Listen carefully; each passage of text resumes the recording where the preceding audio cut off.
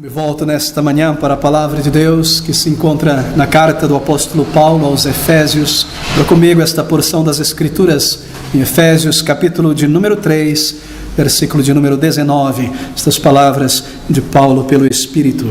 E conhecer o amor de Cristo, que excede todo o entendimento, para que sejais cheios de toda a plenitude de Deus. A comunhão com Deus e as experiências espirituais subjetivas do crente. Esse é o nosso tema nesta manhã, é sobre comunhão com Deus, comunhão com o Espírito Santo de Deus e aquelas experiências subjetivas que todo crente verdadeiro tem em sua comunhão com o Senhor.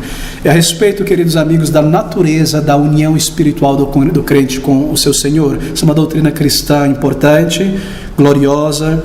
Como se dá a comunhão do Filho de Deus com o Espírito Santo de Deus? De que maneira nós experimentamos e temos comunhão com Ele? Bem, nós continuamos nossa série de doutrinas sobre o Espírito Santo, a doutrina do Espírito Santo. E em nossas últimas considerações nesta série de estudos, nós temos observado a respeito da personalidade do Espírito Santo de Deus, como essa personalidade é revelada nas Escrituras. E a palavra-chave em nossa consideração é a anonimidade do Espírito, que o Espírito de Deus, ele trabalha, ele opera para projetar Jesus Cristo e a obra de Cristo em nossas vidas. O Espírito não trabalha para projetar a si mesmo. Ele trabalha de uma maneira poderosa, gloriosa, mas digamos nos bastidores. Ele projeta Cristo e não a si mesmo. E nós vimos também a respeito do batismo do Espírito Santo, o que seja o batismo, o que é o batismo do Espírito, e nós observamos na palavra que isso acontece na conversão. O batismo do Espírito é a conversão, porque é o Espírito quem converte, e ele vem habitar na vida de um crente naquele momento, de tal maneira que a palavra de Deus diz que aquele que não tem o Espírito, não tem a Deus, não possui a Deus, não é salvo. Assim, de que maneira nós observamos como pode ser uma pessoa salva sem ter recebido o Espírito Santo? E por último, nós consideramos no domingo passado a respeito do encher do Espírito, que o Espírito de Deus, ele nos dá uma medida extra de auxílio para tarefas que estão diante de nós. Ele completa onde nós somos deficientes para a tarefa, se nós dependemos dele em todas as coisas, se nós o buscamos. E naquilo que nós somos deficientes na vida cristã, embora ele habite em nós, ele completa a medida da graça e nos dá força, sabedoria, discernimento, clareza para servir ao Senhor, para testemunhar, para viver a vida cristã. E hoje nós queremos lidar com a comunhão do Espírito Santo. Talvez você se recorde, se você não esteve aqui, gostaria de recomendá-lo ao site da nossa igreja. Algumas semanas atrás, nós lidamos também com a comunhão do crente com o Pai, com Deus. Como nós experimentamos, ou melhor dizendo, como nós sentimos a presença de Deus em nossa vida, e nós observamos isso de muitas maneiras, que Cristo habita em nós pela fé, e nós o experimentamos como nosso Pai, como aquele que nos dá graça e nos usa no serviço do Senhor, aquele que intercede por nós, que responde o nosso clamor. Nós experimentamos o Senhor pela fé de tantas e tantas maneiras.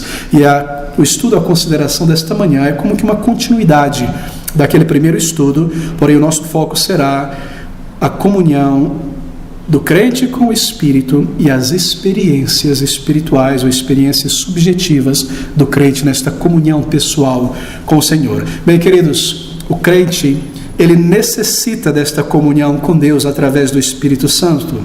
E ele necessita de um acesso real com seu Pai Celestial. Não somente Deus lá gerindo o universo e o crente aqui buscando conhecer a vontade de Deus, mas o crente, ele necessita de uma comunhão pessoal, íntima com seu Criador.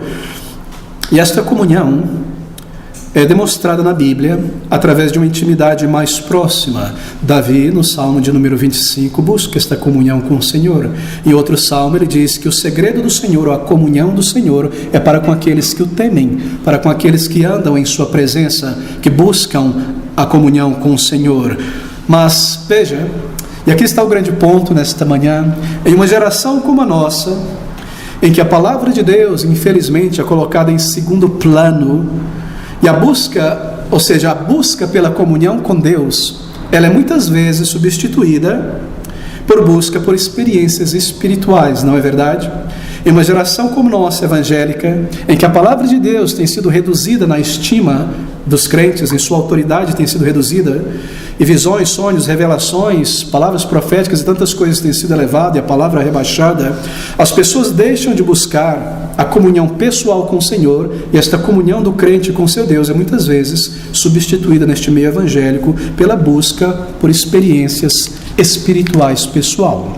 E há uma grande confusão nestas coisas, e muitas pessoas no meio cristão têm buscado por uma proximidade maior com Deus, através de experiências e sensações que são muitas vezes autoproduzidas, autoengendradas. Alguns, no meio evangélico contemporâneo mais tradicional, usam, por exemplo, a música inspirativa para, de alguma maneira, por meio da música, alcançarem este senso da proximidade, da presença de Deus, sentirem sensorialmente, experimentarem algo da proximidade de Deus. E você observa isso, não é? Como através da música, muitas pessoas buscam uma espécie de proximidade com Deus através de uma experiência espiritual mística, olhos fechados, braços estendidos, tentando experimentar uma sensação subjetiva de Deus, alguma coisa desse tipo, de alguma maneira tentando tocar o éter, o etéreo, e experimentar algo físico, emocional. Isso são experiências espirituais subjetivas que muitas pessoas buscam com o auxílio da música, muitas vezes. Já outras pessoas de linha, digamos, mais pentecostal, buscam essa comunhão com Deus e essa experiência subjetiva como espírito, através das experiências pentecostais de línguas estranhas, profecias, cair no espírito, revelações e tantas outras coisas. Já outros grupos de evangélicos procuram a comunhão com Deus, talvez os grupos mais liberais, através de contemplações, contemplar a criação de Deus, a natureza, e nos aspectos talvez subjetivos dos relacionamentos humanos, como amor, atos de caridade, eles buscam através destas coisas uma experiência mais subjetiva da comunhão com Deus. Assim, muitas vezes, no lugar de se buscar uma comunhão pessoal, bíblica, real, inteligente, com o Senhor, um andar sincero com o Senhor, as pessoas têm substituído esta busca da comunhão por, na verdade, busca de experiências espirituais subjetivas.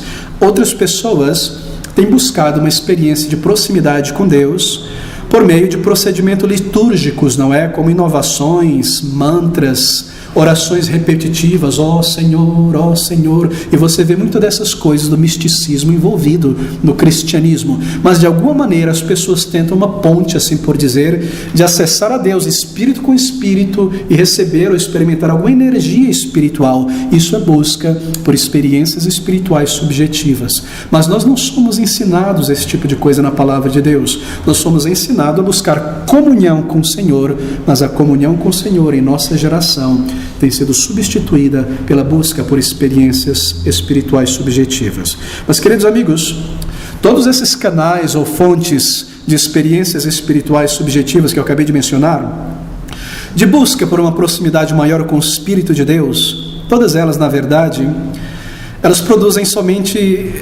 são produzidas, na verdade, ou geram em nós experiências ou sensações que são artificiais, que são manufaturadas, que são produzidas, engenharizadas por meio de artifícios, seja pela repetição de palavras, seja pela força da música, um ambiente muito emocional. Essas coisas exteriores produzem em nós estes sentimentos e sensações. E esta é uma das razões porque essa busca por essas experiências e aquilo que ela produz não tem uma base bíblica e é muito perigosa para a vida cristã.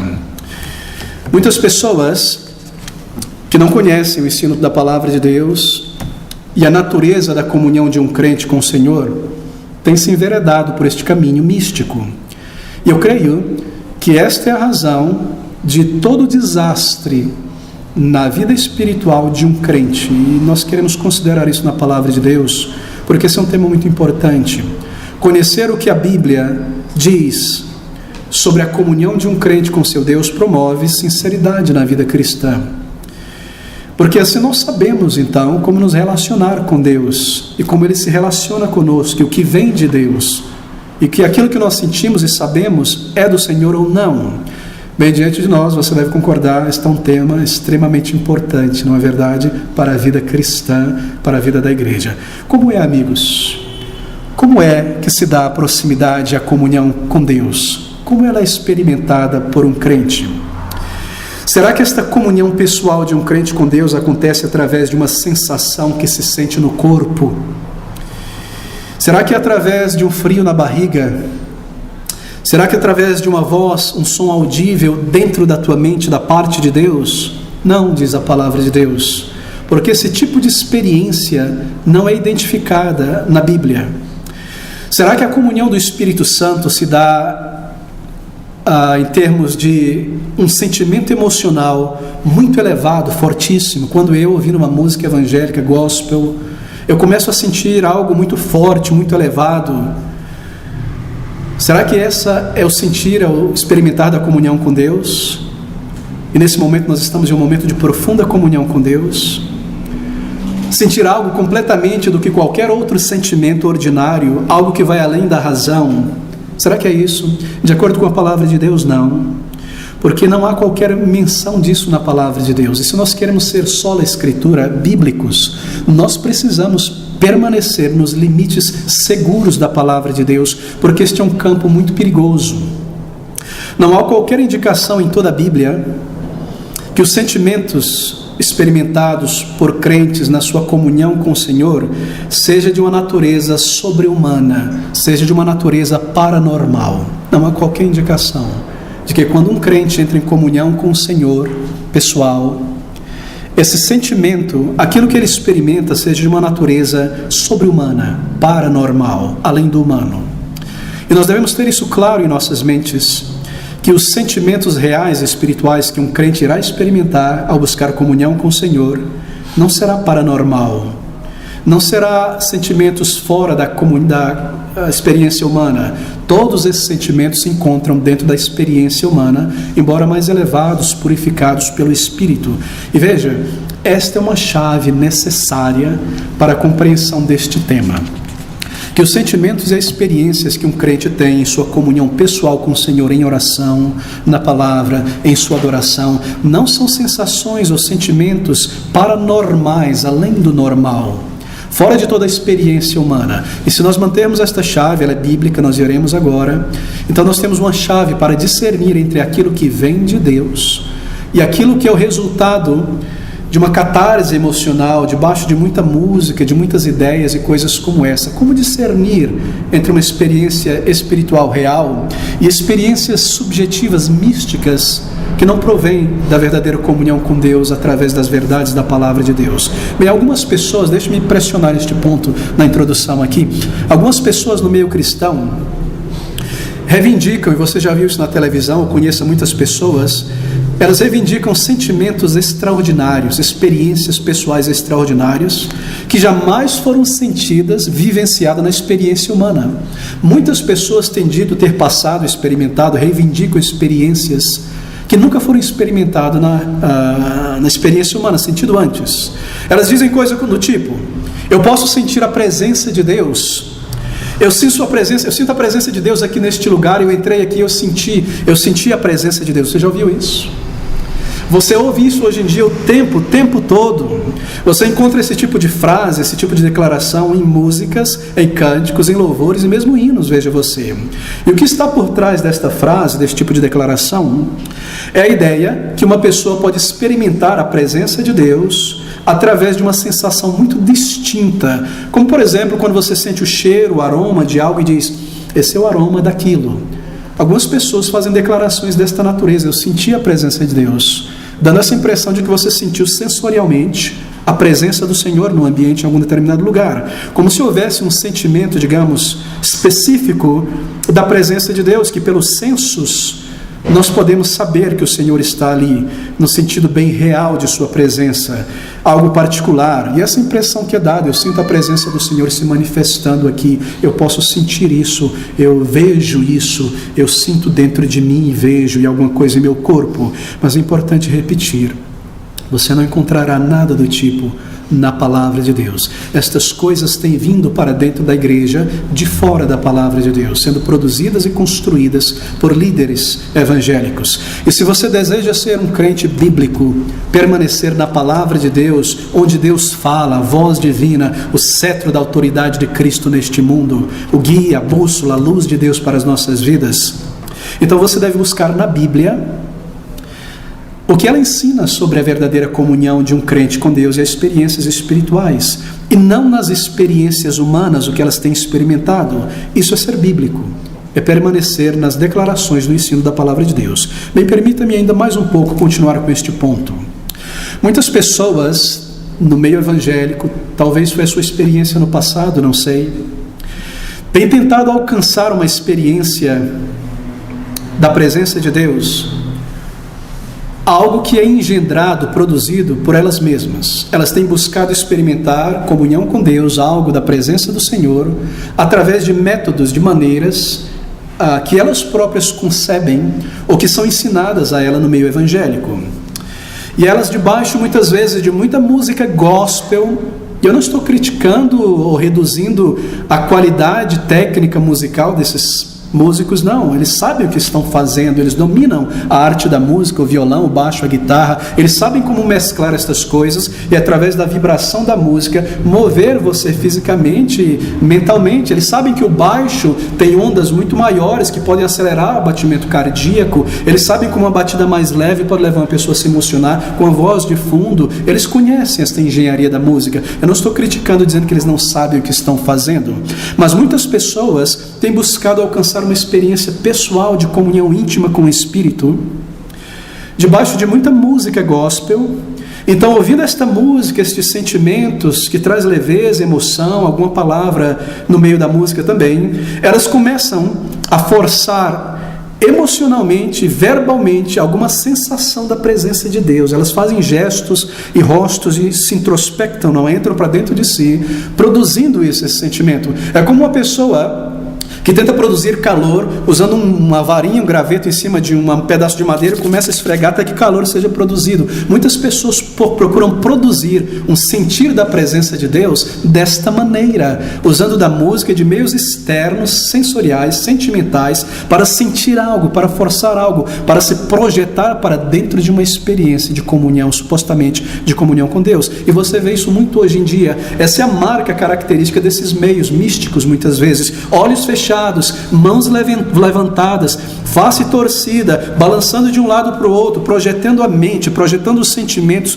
para dentro de uma experiência mais elevada, única, quase mística. Eu devo voltar a repetir, queridos irmãos e amigos, você não encontrará esse tipo de coisa na palavra de Deus.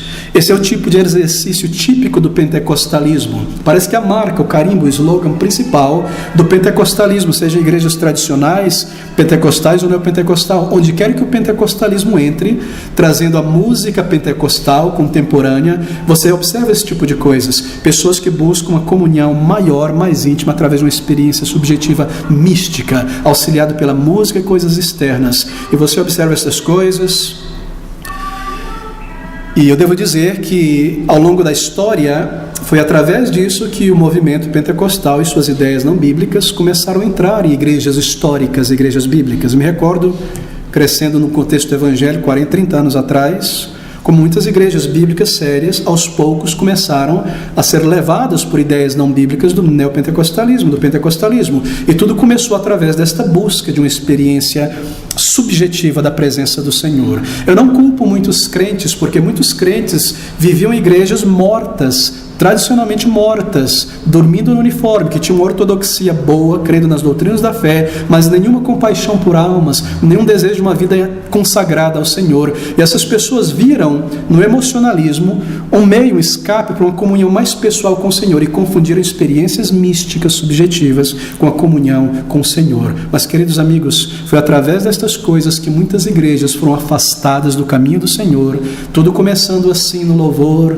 e tudo se espalhando em busca desta busca, através desta busca de uma sensação mais subjetiva. Isso começou a afetar tudo na igreja, e daqui a pouco dente de ouro, línguas estranhas, G12, cair no espírito, dar cambalhota no espírito, gritar no espírito, correr no espírito, coisas tão absurdas no culto ao Senhor, diante de um Deus que é reverente, que é santo e digno de toda a reverência e de uma adoração inteligente, mente santa na palavra de Deus. Mas tudo começa aqui, quando crentes desejam uma experiência pessoal, subjetiva, do Espírito Santo em suas vidas. Mas isso é absolutamente antibíblico.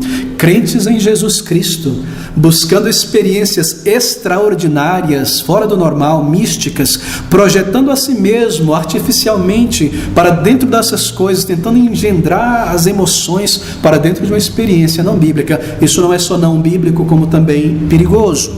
Mas, queridos amigos, o que é então? O que é essa experiência espiritual bíblica subjetiva de um crente? Bem, ela é tão diferente do que nós vemos em nossos dias, porque veja, o que nós vemos em nossos dias, mais uma vez, é nada mais do que o exercício da imaginação humana. Você sabe que a imaginação é uma faculdade muito poderosa da alma, não é? Os sentimentos, as afeições também. Pelas afeições, nós experimentamos os nossos melhores prazeres e os nossos piores sentimentos. E as afeições alimentam a imaginação na alma. E o que nós vemos no meio evangélico de nossos dias, nesse contexto, é a força que a imaginação exerce em muitos crentes. Muitos crentes hoje em dia procedem em sua vida cristã debaixo do governo da imaginação e não da palavra de Deus. E estas pessoas, para muitos delas, crentes genuínos, pessoas salvas, a imaginação tem operado ao longo da vida cristã em suas vidas para criar um tipo de vida espiritual artificial. E elas são governadas pela imaginação e se sentem levados a fazer isso, eu sou levado a fazer aquilo, a escolher isso, a tomar esta decisão. E elas atribuem tudo o que sentem a um toque do Espírito Santo direto em suas almas, quando nada mais do que a imaginação está operando em suas vidas. Eu senti o Senhor me dirigindo aqui. Uma série de coincidências acontece, isso é a mão do Senhor. Eu olho para uma pessoa assim, se é o Senhor que está me falando que essa pessoa é isso, aquilo. São pessoas guiadas pela imaginação, guiadas pela intuição. E esse é o resultado de muito tempo buscando uma experiência mística, subjetiva, introspectiva, pessoal da presença de Deus, e as pessoas são levadas a serem dominadas e a viverem debaixo do poder da imaginação. Elas se sentem levadas a tomar grandes decisões na vida por imaginação, por percepções íntimas, intuições pessoais. E o que tem sido ensinado hoje no Brasil e no mundo inteiro a milhões de evangélicos é um sistema religioso que possui crenças cristãs básicas, mas misturado com uma forma de misticismo. É isso que se espalha em nossos dias. Lhes é ensinado uma religião bem diferente do cristianismo bíblico, mas eles não parecem perceber isso. É uma forma de cristianismo, elementos básicos do cristianismo, com muito misticismo. É isso que nós vemos no meio pentecostal, neopentecostal. Eu não estou criticando queridos irmãos em Cristo que se encontram nessas igrejas, mas o ensino que por líderes é propagado e tem dominado a vida de muitos crentes e os afastado da palavra de Deus. Mas esta é uma realidade, pessoas que são guiadas pela imaginação mais do que pela palavra de Deus. E nesse sistema evangélico místico, as pessoas são ensinadas que elas podem ter um contato direto com Deus, eu quero dizer um contato paranormal. É o mesmo ensino, porém, com um vernizinho de cristianismo que é ensinado no budismo, que você pode fundir a tua alma com Deus, a energia de Deus e a tua energia. É isso que é ensinado muitas vezes no meio pentecostal. Claro, eles não usam esse jargão, eles usam isso com um vernizinho de obra do Espírito, mas isso é o que é ensinado. Busque uma experiência pessoal do Espírito, tente senti-lo dentro de você. Isso não é cristianismo bíblico, irmãos. Isso não tem base na palavra de Deus, nem na história do cristianismo. Isso são inovações místicas que foram trazidas do paganismo para dentro do Ocidente pelo catolicismo romano, e do catolicismo romano para dentro do meio protestante evangélico, e se espalhado em toda parte nos últimos 50 anos apenas aqui no Brasil. E nesse sistema evangélico, você é levado a experimentar, a buscar experimentar uma energia em seu corpo, uma sensação que te diga que você está experimentando algo da presença de Deus. Mas eu preciso repetir, isso não é cristianismo bíblico.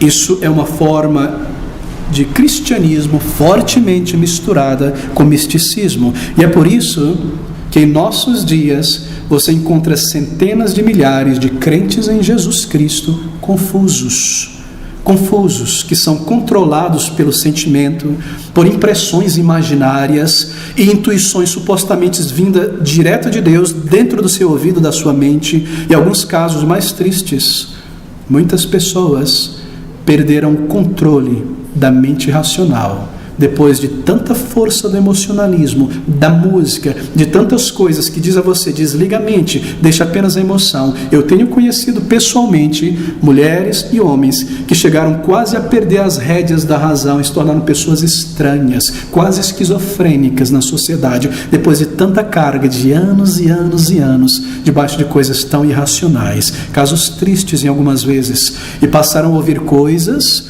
e ver coisas e sentir coisas estranhas, e são pessoas que às vezes tiveram seu sistema emocional todo bagunçado, e um dia acordam chorando, e daqui a pouco meia hora estão rindo e pulando, e Deus, eu não sei, meu filho pode morrer, e agora o Espírito fala comigo, e coisas tão estranhas, porque a mente e o sistema racional, e o princípio da mente sã, foi abandonado por estes líderes, e essas pessoas foram entregues à imaginação e à busca por experiências subjetivas da presença de Deus, do Espírito em suas vidas, uma busca altamente mística por experiências, e por conta deste exercício contínuo, semana após semana, envolvido em muita música e muitas palavras estranhas, muitas pessoas se veem tão confusas em nossos dias, e elas não têm uma percepção mais do que seja a vida cristã, uma vida centrada na palavra, vivendo para o Senhor, servindo ao Senhor, como crentes, como os discípulos, vivendo para a glória eterna, e em vez de viver uma vida simples, alegre no Senhor, firmada na palavra, toda a sua vida agora em busca de experiências místicas, paranormais, sobrenaturais, da comunhão com o Espírito Santo. Não é triste que pessoas outrora, que eram inteligentes, capazes no trabalho, agora são tão confusas na sua vida, pessoas que viviam uma vida humilde na palavra, estudando a palavra de Deus, de repente abandonaram a palavra em busca de algo extra, não prometido pela palavra de Deus, e que tantos crentes genuínos, verdadeiros, permaneçam em igrejas assim, e são roubados do alimento espiritual, das doutrinas da fé, das promessas de Deus, e são levados a coisas tão estranhas, e passam anos, décadas neste meio, sem crescer espiritualmente, e tão confusos. Queridos, estas coisas são muito sérias, e a razão disso é que no lugar de buscar uma comunhão verdadeira com o Senhor na vida cristã, que é necessário, o que é real, o que é ensinado da palavra de Deus, esta comunhão bíblica é substituída pela busca por experiências subjetivas da comunhão com o Espírito Santo de Deus. Bem, deixe-me tentar definir aqui o que é misticismo, porque eu tenho mencionado que isso é uma forma de misticismo, não é? A definição típica de misticismo em um dicionário é que místico é alguém que tenta alcançar união com a divindade por meio de técnicas de contemplação ou autoprojeção. Será que isso não define o que tem acontecido no meio evangélico? Eu mencionei para você uma definição de dicionário do Aurelius. Místico, no Aurelius, é alguém que tenta alcançar união com a divindade por meio de técnicas de contemplação ou autoprojeção. Música, contemplar a Deus ali dentro, ouvir a sua voz, muita música, projeção. Isso é misticismo. Todas as vezes que você atribui a um objeto material, a uma declaração, a algo físico, um poder sobrenatural, você entra dentro do campo do misticismo. Isso não é bíblico. A palavra de fulano tem poder para mudar a minha vida e fazer algo acontecer. A Bíblia aberta no Salmo 123, no carro ali na frente, alguma coisa, tudo aquilo que eu atribuo um poder sobrenatural, um objeto material, eu entro no campo do misticismo. Mas a vida cristã não é vivida através de objetos, isso vem do catolicismo, recebeu uma roupagem evangélica. A vida cristã é vivida pela fé nas declarações de verdade da palavra de Deus. E é isso que nós vemos em toda parte. Misticismo. É muito fácil ver como misticismo se infiltrou para dentro do cristianismo. Misticismo, queridos amigos, é algo inteiramente interno, não é verdade? Se eu sou místico, por exemplo, eu não adquiro as minhas informações, o meu conhecimento de fora de mim. Algo que eu aprendo, que eu estudo, como por exemplo, em termos de verdade religiosa, da Bíblia, estudando a Bíblia. Ou observando um experimento científico. Se eu sou místico, eu não recebo o meu ensino, o meu conhecimento, a minha informação de algo que vem de fora de mim, não. Eu, na verdade, percebo e formulo todas as coisas inteiramente dentro de mim. Isso é um místico. E você percebe isso no meio evangélico em nossos dias? Quando as pessoas, no lugar de receberem o seu ensino da palavra à sua mente e abraçar pela fé, elas parecem receber formular suas coisas, ideias, convicções, verdades dentro de si mesmo. Deus é assim, eu acho assim, aquela pessoa é isso, então isso é assim, minha vida vai ser assim. Esse é um místico. O místico é alguém que recebe o seu ensino, sua informação, formulando isso dentro de si mesmo. Mas na Bíblia, quando Deus decidiu revelar a certos homens que Ele separou para um propósito, certas verdades ou experiências de verdades espirituais, Ele não fez isso de uma maneira mística. Deixe-me dar um exemplo. Você se recorda no livro de Gênesis, quando Moisés, depois de ter deixado o Egito, fugido de Faraó, ele vai para o deserto e ali, unido, conhecendo aquele homem, casando-se com aquela mulher, Deus irá o chamar para conduzir o povo de Deus para fora do Egito. E a um determinado momento, nesse primeiro encontro, onde Deus irá revelar a Moisés verdades e comandá-lo a fazer certas coisas, que Deus decide falar com Moisés, demonstrando algo da sua glória, santidade, do pecado de Moisés e sua pequenez. E ele faz isso através de uma visão, não é? Está ali Moisés pastoreando, ele segue em frente, ouve o som de galhos queimando e de repente ele vê uma sarça, que é um tipo de árvore, um arbusto grande, ardendo em fogo. Ele vê isso, não foi? Você se recorda? Ele viu, está fora de si, não está dentro da mente. Ele não parou, sentou e teve uma visão dentro da mente de uma sarça. Ele viu, e ele observou isso, ele observou e compreendeu. Uma árvore que está queimando, seca, cai, vira cinza, mas ali está uma árvore queimando e a folha está verdinha, as flores estão lá, ela continua inteira. Isso é algo terrível, tremendo. Ele viu, ele observou.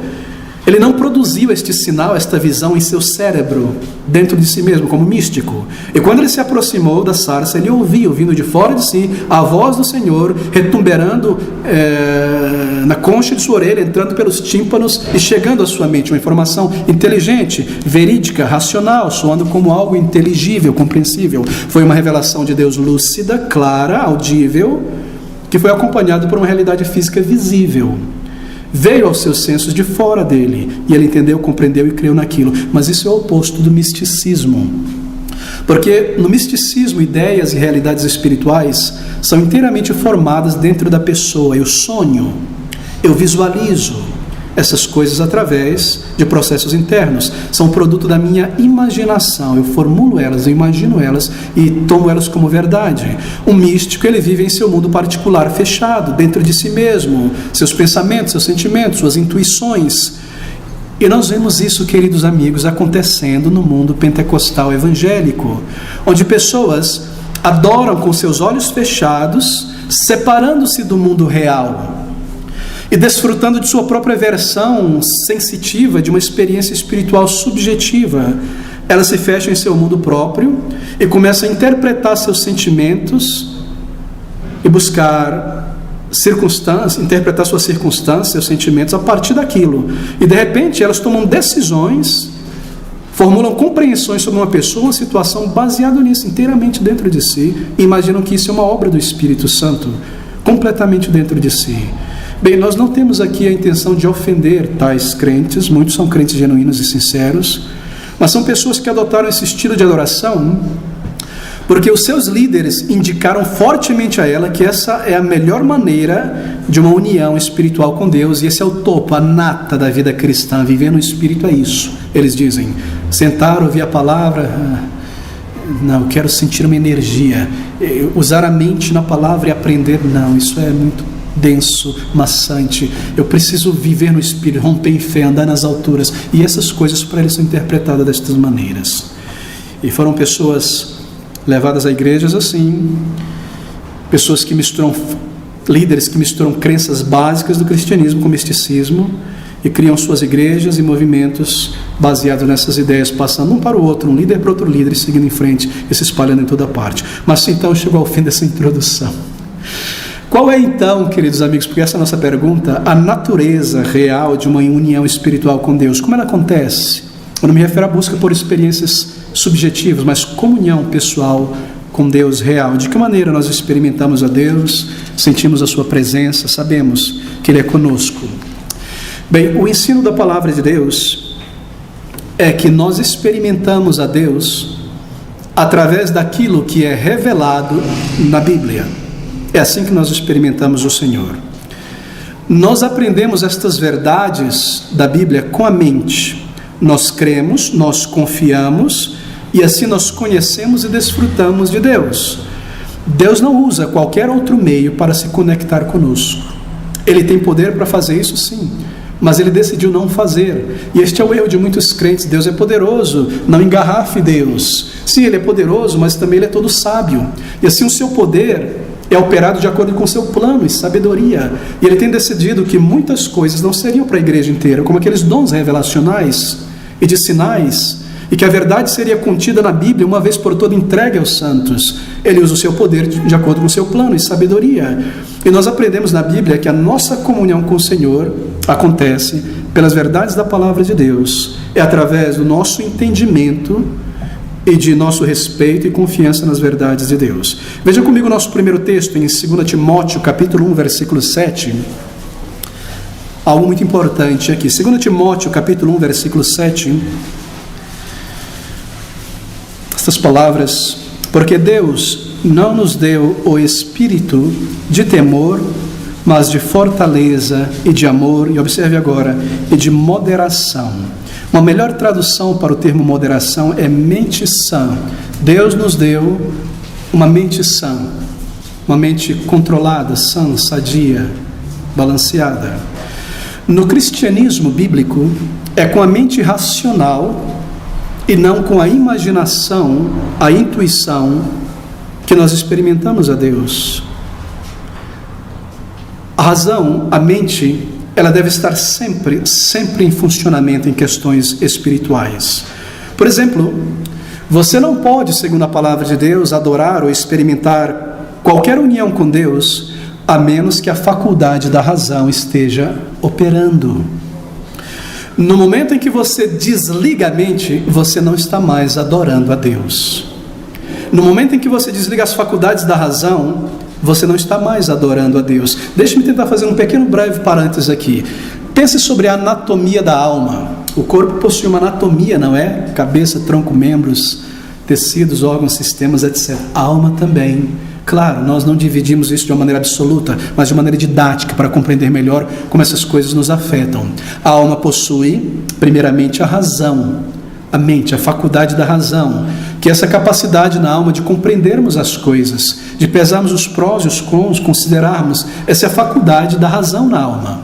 A alma também possui a faculdade das afeições, sentimentos, que nos permitem, após entender algo com a mente, sentir alegria, nojo, prazer, tristeza. A faculdade das emoções fazem parte de um sistema de resposta na alma. A mente compreende, as emoções respondem. Na alma há também a faculdade da memória, que nos ajude a manter, não é, um feedback, um currículo de coisas que operam em nosso dia a dia, que nos informam. A memória informa a mente, a razão para as decisões. E na alma também há a consciência, que é uma faculdade de Deus que julga as nossas atitudes em relação à lei de Deus que foi implantada em nós, se estamos fazendo aquilo que é agradável a Deus ou não. Mas o que eu quero dizer com isso é o seguinte: você não pode adorar a Deus se você desliga a mente, a faculdade da razão. Por quê? Porque na alma, amigos, marque isso pelo resto da vida, importante. Na alma, a faculdade da razão, da mente, ela vem em primeiro lugar, é como um trem.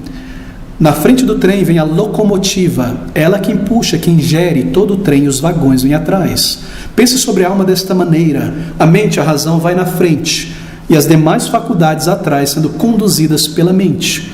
Assim, as emoções, as afeições fazem parte de um sistema de resposta. Se eu não estou me sentindo bem, eu ainda posso trabalhar, operar, orar a Deus, ainda embora eu não me sinto muito bem, me sinto frio, não é? Por quê? Porque é a mente que conduz a locomotiva e não o vagão da emoção. Assim, muitos crentes, quando dizem: poxa, eu não estou sentindo, me sinto frio, eu não vou ler a Bíblia, não vou orar, testemunhar. Não, você faz isso ainda quando você não se sente muito bem, porque Deus comanda. E você entende com a mente que isso é um comando, e Deus irá abençoar, ainda embora você não está sentindo. A locomotiva segue em frente, e quem sabe, em obediência ao Senhor, o vagão do sentimento se conecta de novo, você sente novamente, conforme serve, ora, lê a palavra. É muito importante manter isso, porque nós vivemos em um contexto evangélico místico que não lhe ensina estas coisas. Agora, quando você desliga então a mente racional, você não está mais adorando a Deus. No momento em que você desliga a mente, você está fora do ar, desconectado no que se refere à comunhão com Deus. E isso é exatamente o oposto, o que eu disse anteriormente, do que está sendo hoje ensinado nos círculos evangélicos. Mas a necessidade da mente inteligente, desperta, racional, o entendimento na adoração, queridos, é cristianismo básico. Básico. Você adora a Deus com a mente, porque a mente é o palácio da fé. A alma habita na mente. É ali que está o centro da nossa adoração. Você não pode colocar o vagão do sentimento à frente e tentar que o vagão puxe a locomotiva. Você vai ter muitos problemas. Você não coloca a carruagem na frente dos bois, eles vão para todo lugar. Assim é muito importante entender estas coisas. Esse é o ABC do cristianismo, que se sustenta na Bíblia, é claro.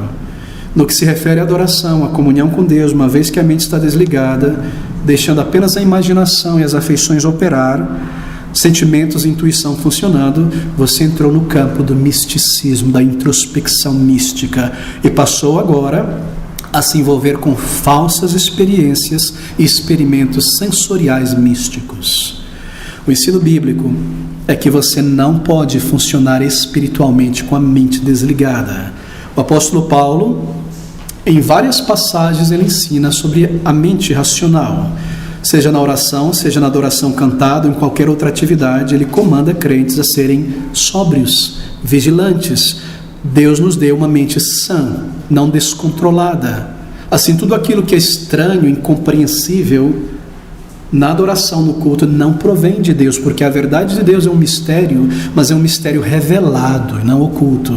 E a mente sã me permite entender tudo o que está acontecendo na adoração, porque eu dirijo a Deus coisas verdadeiras, compreensíveis, inteligíveis, baseado na verdade da palavra de Deus. Nós devemos acessar todas as coisas com a mente. Você nunca funciona espiritualmente quando a mente está desligada. Se uma pessoa, por exemplo, está debaixo de uma forte anestesia, ela está, por exemplo, semidormente, ali no estado de entrar em dormência.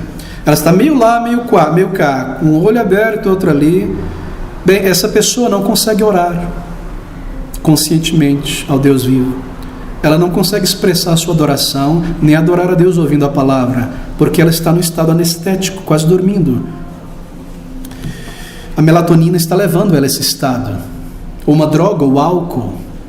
Assim também, embora acordado, aqui nesta manhã, você devesse desligar a mente racional, permitindo apenas que as emoções te controlem, expressando a si mesmo livremente, e colocar a tua imaginação e intuição como motorista na adoração, no ouvir da palavra, na oração, isso seria a mesma coisa da tua mente estar dormindo. Porque nesse estado você não pode verdadeiramente se comunicar com Deus. Deus não é energia, que eu me comunico com minha energia, meu sentimento. Ele é uma pessoa, ele possui pessoalidade. Eu me comunico com as faculdades da pessoalidade, mente, razão, palavras, declarações, baseado no que eu compreendo da verdade, o que ele tem feito em minha vida. Por que isso é assim, meus irmãos? Por causa de um fato fundamental. A mente é a faculdade de comunicação da alma. A mente é o único meio da alma se comunicar com Deus. Se a mente está desligada, você está fora do ar no que se refere à comunicação com o Senhor. Para todos os propósitos espirituais, a mente é a faculdade da alma criada por Deus para todos os propósitos espirituais. É pela mente que nós temos comunhão com Deus. Nós não somos místicos, somos crentes bíblicos. E a nossa comunhão com Deus é baseada em verdades, experiências de verdade com o Senhor, da sua obra verdadeira em nossa vida. Bem, tendo dito isso, nós podemos agora estabelecer uma outra regra muito importante neste assunto. Todas as nossas percepções de Deus, diariamente, segundo a palavra de Deus, acontecem pela fé. Abra comigo em Efésios, o nosso texto inicial, capítulo 3, versículo 17. Tudo na vida cristã é pela fé. A salvação é pela fé, a adoração também. A salvação é pela fé, o serviço cristão também. Efésios capítulo 3, versículo 17, nosso texto base. Para que Cristo, diz Paulo, habite pela fé nos vossos corações, a fim de, estando enraizados, fundados em amor, poder fazer tudo o que ele vai descrever agora na sequência. Compreender a Deus, amá-lo, servi-lo, adorá-lo, etc. Você percebeu uma palavra aqui? Para que Cristo habite pela fé em vossos corações. Cristo, meu querido amigo, pelo Espírito que habita em nós, Ele habita em nós, e nós sentimos a sua presença, assim por dizer, pela fé. Nunca diretamente pelos sentidos físicos, de uma maneira mística. Como é que Cristo habita em nós pela fé? Bem, eu mencionei um puritano, ele disse assim como o dinheiro habita no coração do avarento, assim Cristo habita no crente pela fé. O dinheiro habita no coração do avarento, ele pensa no dinheiro, no lucro, ele dorme pensando, ele acorda pensando, ele vive pensando, o dinheiro habita nele, conforto, ter. Assim como o dinheiro habita no coração do avarento, Cristo habita em nós. Como é que Ele habita em nós? Pela fé, quando nós pensamos nele, estudamos o Senhor, louvamos, servindo, adoramos, agradecemos, Ele está em nós, pela fé. Nós abraçamos as suas verdades, assim Ele habita em nós. Sim, Ele habita em nós pelo seu Espírito. Desta maneira Ele habita em nós pela fé, de maneira que toda a nossa percepção da presença de Deus é sempre pela fé, nossa comunhão com Deus é sempre pela fé. Mas onde se localiza a fé? Na mente, no entendimento, porque a fé não é uma emoção abstrata. O que é a fé? A fé é uma persuasão, uma convicção. Eu tenho fé, eu estou convicto desta verdade, eu a abraço, ela é de Deus na minha vida. Não é com a mente que nós fazemos isso? As declarações que Deus faz eu abraço pela fé, eu estou persuadido, e assim eu adoro a Deus, eu experimento Ele com declarações de louvor, de oração. Eu escolho e decido a minha vida baseado nas verdades. Deus diz isso, eu vou viver assim. Isso é fé. Fé numa verdade. Fé não é um sentimento abstrato. Fé é convicção e confiança em algo. Confiança e convicção acontece na mente quando nós aprendemos algo da palavra de Deus e estamos persuadidos pela palavra de Deus. Fé acontece dessa maneira, porque a mente é o palácio da fé. Um bom exemplo disso é a definição bíblica de adoração. Abra comigo em João capítulo 4, versículo de número 23. João capítulo 4, versículo 23. Você se recorda, este é o contexto. O Senhor Jesus Cristo está indo em direção a Galileia. Ele para no caminho em Samaria, fora da cidade. Uma mulher, como era o costume das mulheres, vem com seu cântaro, o seu vaso, para retirar água do poço. E ali o Senhor, que propositadamente decidiu encontrar com aquela mulher porque Ele a salvaria, um diálogo é iniciado, não é? Ele pede água, ela acha estranho, mas ela dá água ao Senhor, que o Senhor é judeu, ela é samaritana, não se comunicavam, e de repente o Senhor diz certas coisas para ela, que faz com que ela visse ou sentisse, assim por dizer, que o Senhor é um homem de Deus, um profeta talvez, e ela começa então a trazer sua lista de perguntas. Ela está um homem de Deus, que conhece a palavra de Deus, o Senhor da glória, deixa eu aproveitar, fazer minhas perguntas, e ela diz assim, meio que desdenhando: vocês são judeus, adoram no templo, nossos pais nos disseram que nós samaritanos, ela apontando o dedo para o monte, devem adorar no monte, ali. Mas vocês dizem que a adoração verdadeira a Deus é no templo em Jerusalém. E o Senhor Jesus Cristo interrompe e responde: chegará um momento, e já chegou porque Ele estava lá, em que os verdadeiros adoradores, verdadeiros crentes salvos, adorarão a Deus em espírito e em verdade. Não é maravilhoso? A palavra a palavra adorar aqui no original grego, que o Senhor disse para ela, é a palavra proskune. E proskune no grego é aquela ideia do adorador semítico, né, na antiguidade, que para adorar ele se prostrava no chão, tocava o nariz ou a face da testa no chão em adoração. Nós vemos isso o tempo todo na Bíblia, não é no Antigo Testamento. Isso é proskune. Essa é a posição de adoração. E o Senhor está dizendo para ela que chegará o tempo que os verdadeiros crentes que adorariam o Senhor proskune, o fariam já agora, a partir de então, em espírito e em verdade. Em outras palavras, a verdadeira adoração não seria necessariamente através de liturgias em um prédio, como faz a Igreja Católica, por vitrais, por coisas estéticas, sacrifícios, sangue, coisas físicas, nem no monte, nem no templo. O proskune diante de Deus seria agora em espírito e em verdade. Em espírito, com a mente, que é o palácio do Espírito. Adoração não é liturgia. Adoração não são coisas físicas, colocar um incenso ali, pegar a Bíblia, levantar e sair andando, coisas físicas. Sim, ela envolve reverência, mas adoração em espírito é na mente, e é em verdade. A tua palavra é a verdade, disse o Senhor orando a Deus. Então, é uma adoração da mente baseada na Bíblia. Nós adoramos a Deus baseado nas verdades declaradas aqui. Nós dizemos a Ele por palavras, com a mente, palavras, Coisas de verdade, tu és soberano, santo, os teus atributos. Onde eu aprendo isso? Para ter ousadia de dizer isso a Deus? Na verdade, na palavra. A adoração é em espírito, com a mente, e baseado na verdade, com sentimentos que fluem das verdades da palavra de Deus.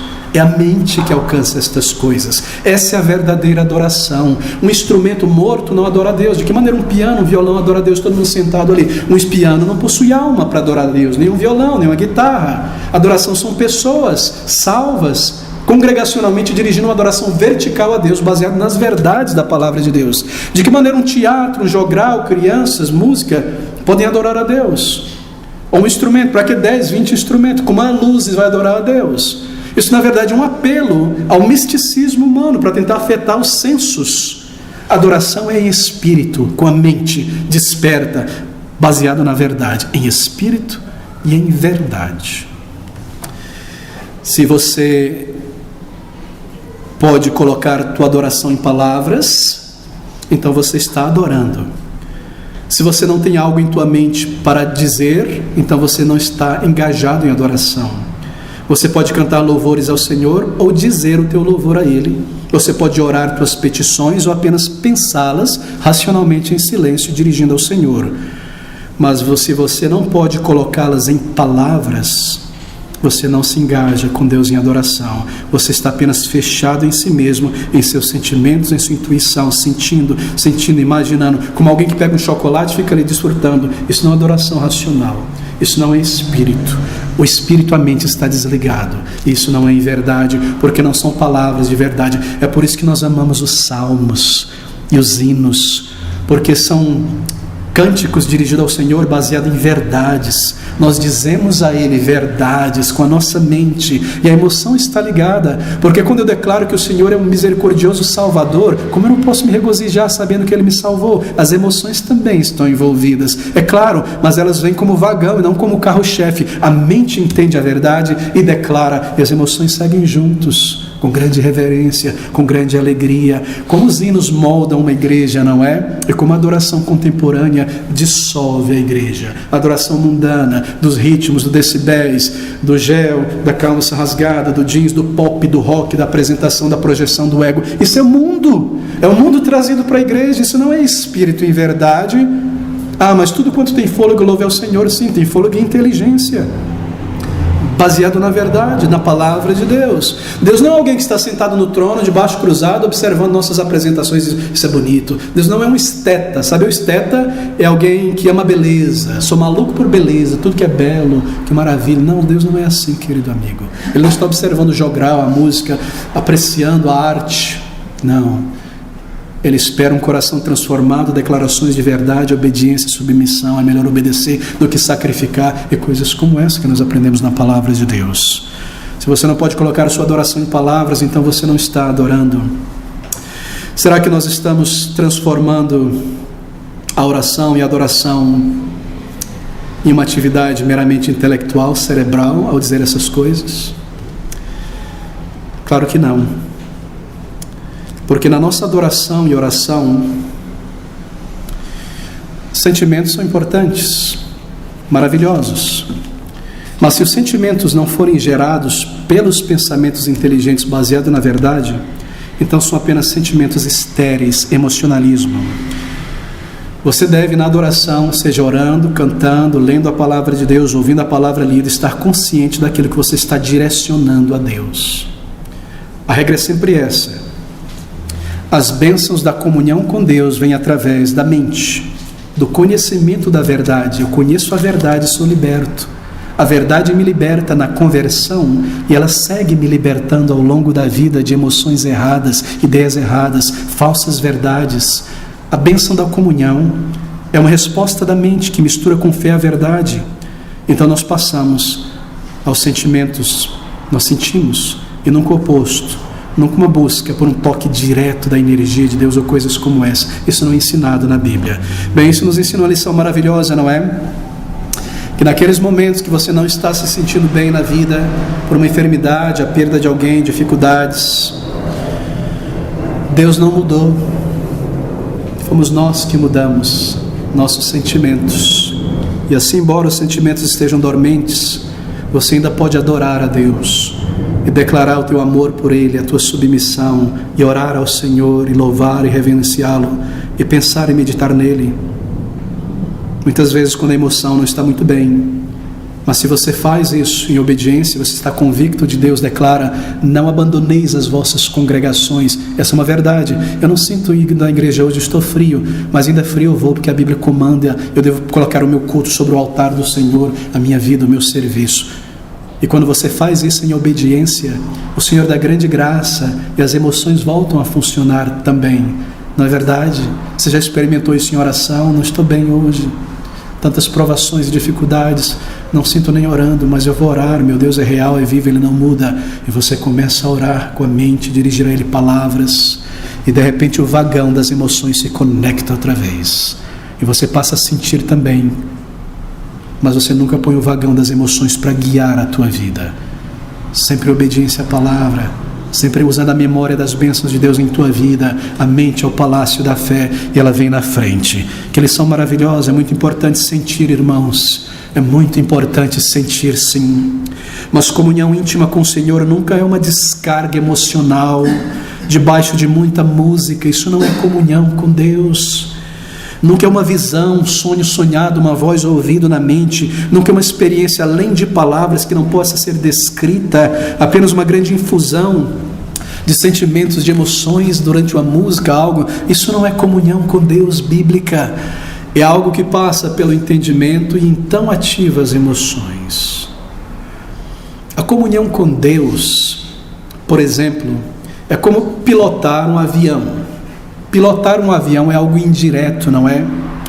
Os pilotos, a tripulação do avião, eles não estão em contato direto com o pneu do avião no ar. Eles não tocam as rodas, eles não estão no ar aberto. Eles não manipulam diretamente as asas.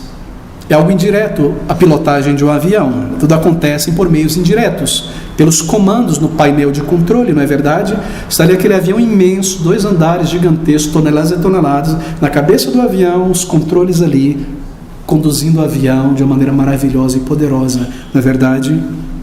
O crente, sobre a esfera espiritual, ele experimenta da presença de Deus pela fé, através da palavra de Deus. É aqui o painel de controle. É pela fé, na verdade, pela mente, que nós voamos na adoração. E nós dirigimos a Ele o nosso serviço e louvor. Nunca tentando tocar a Deus uma energia, sentir do lado de fora, em alma com alma, não. É pelas verdades mediadas à nossa alma e à nossa resposta ao Senhor. É assim que nós o servimos. Adorar a Deus ou experimentar a comunhão com o Senhor é como produzir música. Não sei se você tem alguma habilidade em produzir música. O que é a música produzida, o som? A música é o resultado da mente aplicada ao instrumento. Você pensa sobre um violinista. Aqui está um instrumento morto. Ele não adora a Deus, não possui alma, adoração em espírito e verdade. E aqui está um músico. E aqui está a verdade, o conhecimento técnico sobre como operar o instrumento e produzir música. Você percebe? E conforme ele aplica a mente racional sobre o instrumento, ele produz música. Conforme nós aplicamos a nossa mente, a verdade em nossa mente, nós produzimos louvor, adoração. É sempre através da verdade, é sempre mediado. Comunhão com Deus, experiência da sua presença, adoração, é como um arco-íris. Assim como um arco-íris é o resultado da luz do sol agindo sobre a umidade do ar, comunhão com Deus é o resultado da palavra de Deus agindo sobre a mente do crente. E o resultado é beleza, louvor, obediência, entrega, gratidão, serviço. Qual é o papel do Espírito em tudo isso?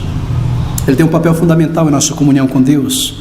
Ele nos auxilia em nossa oração, em nosso serviço, em nossa obediência. Ele nunca projeta a si mesmo: eu vejo o Espírito, ele se projetou, eu sinto, nada do tipo. Ele não projeta a si mesmo, mas também ele amplia as nossas experiências espirituais, magnifica, nos ajuda. Quando nós estudamos a palavra de Deus e nós descobrimos algo na palavra de Deus, sabe aquele versículo que você leu 1001 vezes, passava despercebido, mas um dia você orou para estudar a Bíblia, começou a ler com calma, de repente uma verdade grande se abriu ali. O Espírito Santo pode lhe dar uma compreensão mais profunda daquela verdade. E às vezes você compreende com bastante clareza a palavra de Deus, que você já tinha lido tantas vezes, E isso te enche de gozo e de alegria, e dirige a tua vida e te molda, não é, a partir de então, e te liberta de certas coisas. E você desfruta de um momento de comunhão com Deus, do agir do Espírito em tua vida.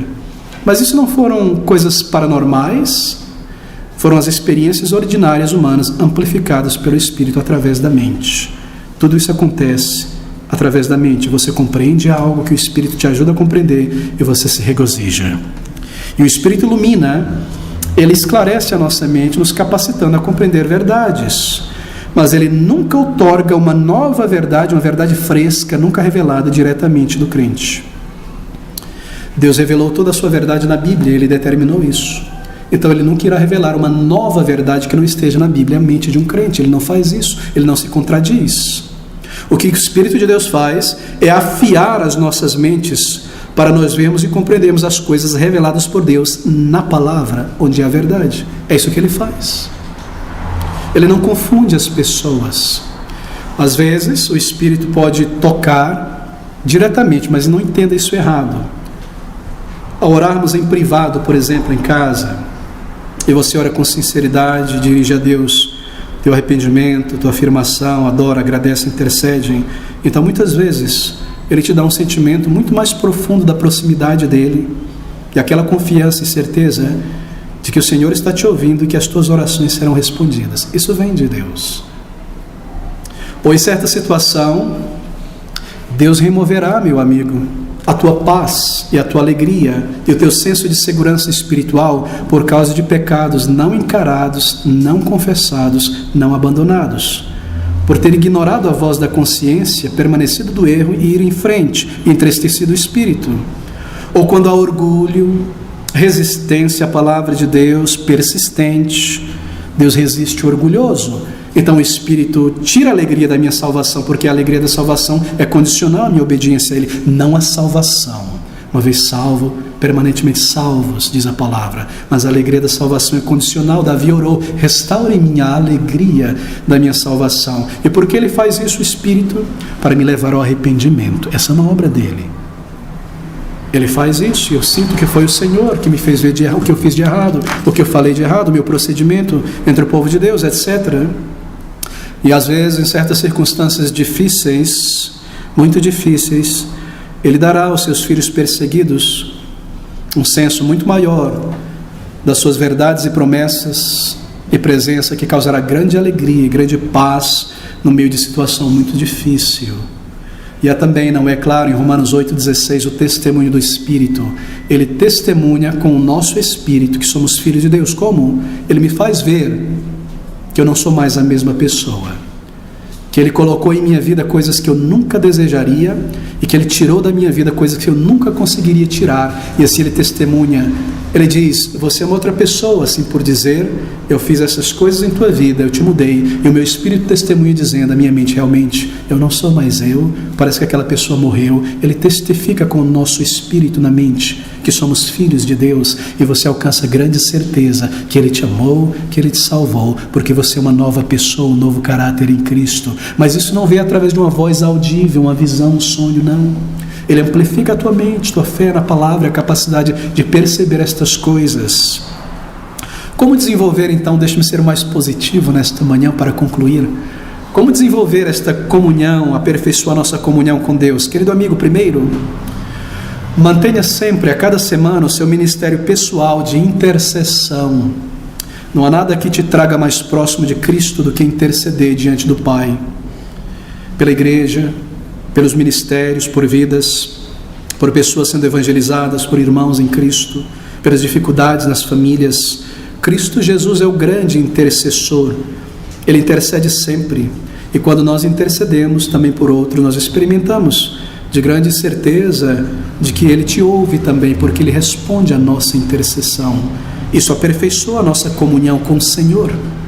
Segundo, através do louvor e da gratidão, reflita na obra de Cristo em tua vida, na vida de outras pessoas. Deixe que Cristo habite em tua mente, em tua vida, pela fé, pela convicção da obra dEle. Então afirme diante dEle essas grandes verdades da palavra de Deus em oração, em louvor, as coisas profundas que Ele tem revelado aqui. Adore ao Senhor, isso te aproxima mais e mais dEle. Louvá-lo cantar ao Senhor, exaltá-lo em louvor inteligente bíblico, declarar verdades ao Senhor em cada nova evidência da conversão, louvar ao Senhor por isso, ver a obra de Deus na vida de outras pessoas e agradecer porque Ele também trabalha em outras pessoas, salvando, santificando.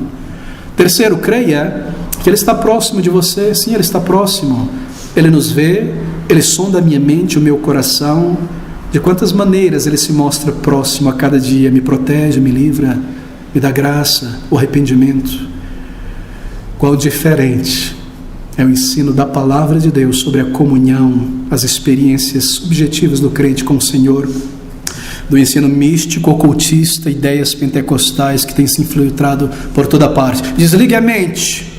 Eles dizem, a razão apenas atrapalha. Nós não podemos ter comunhão com Deus pela mente, pela razão. Você deve sentir, é alma com alma, é sensação. Levante as mãos, feche os olhos, mexa de um lado para o outro, começa a sentir, começa a esquentar essa varinha na madeira, produzir algum calor espiritual. Tente sentir a música nesta manhã, tente sentir as palavras, deixe o Espírito te tocar, deixe as emoções livres e restritas, se expresse conforme você é levado, e se o Espírito te dá liberdade, faça o que você quiser, pule, dê cambalhota, cai no chão, vira a cabeça. Isso é o Espírito. Não, isso não é Espírito, isso é uma possessão emocional, isso é uma descarga emocional, a perda do controle psicológico. Nós recebemos o princípio da mente sã. Isso não é uma obra do Espírito. Isso se parece mais com macumba, candomblé. É o que você vê ali. Possessão. O Espírito não é possessivo. Ele ativa a nossa mente. Ele nos conduz. E é por isso que nós devemos respeitá-lo, não apagá-lo, não entristecê-lo. Ele move dentro de nós aquilo que Ele criou, as faculdades da alma pela verdade. Não, queridos amigos e irmãos, nada do tipo. Deixe o Espírito te tocar, fale uma língua estranha, imaginária, e ao fazer tudo isso você terá contato com Deus, andará na fé, no sobrenatural, você sentirá e deve agir de acordo com o mover do Espírito. Não, queridos, aqui está o ensino da palavra de Deus sobre nossa comunhão com o Senhor e experiências espirituais, e a chave é essa, que toda experiência espiritual de um crente com Deus é através da mente consciente, pela fé na verdade. A mente, a faculdade da razão, ela nunca é colocada de lado em nossa experiência com Deus. Primeiro, nós entendemos a verdade e apreciamos a verdade, e então nós sentimos e adoramos. A mente processa coisas maravilhosas que nos transforma, e então nós sentimos, a afeição produz a melodia. Esse é o ensino bíblico reformado da união do crente com o Senhor. Deus se relaciona conosco através de uma revelação escrita e não audiovisual, que é trazida à vida pela mente, auxiliado pelo Espírito. E essas compreensões podem às vezes ser tão claras, não é, tão profundas da verdade, que nós somos como que soerguidos espiritualmente. Quando, por exemplo, estamos frios e nós aprendemos em Hebreus como nos levantar de um período de frieza espiritual, a palavra nos ajuda. E como isso nos ajuda, não é? Verdades trazidas à nossa vida. E nós abraçamos pela fé, e elas nos afetam tremendamente. E Ele também se relaciona conosco, mostrando-nos a sua mão, a sua intervenção. Mas tudo isso de acordo com as suas promessas escritas na palavra. E nós nos relacionamos com Ele em nossa resposta a estas coisas, em amor, em obediência, em nos afastar do erro, em submissão ao Senhor, à sua palavra. E essas respostas que nós damos ao Senhor de verdade são todas envelopadas em verdadeiros sentimentos. Nós dirigimos a Ele resposta racional, inteligente, de obediência na palavra, envelopada de sentimentos de gratidão, de louvor, de adoração. É isso que nós queremos dizer quando nós afirmamos que Deus entra em comunhão com nós e nós com Ele, e que nós experimentamos da comunhão e união do Espírito de Deus. O Senhor nos ajude, e nos ajude a abraçar esta verdade, nos liberte do erro, e nos faça permanecer na palavra para uma vida agradável a Ele.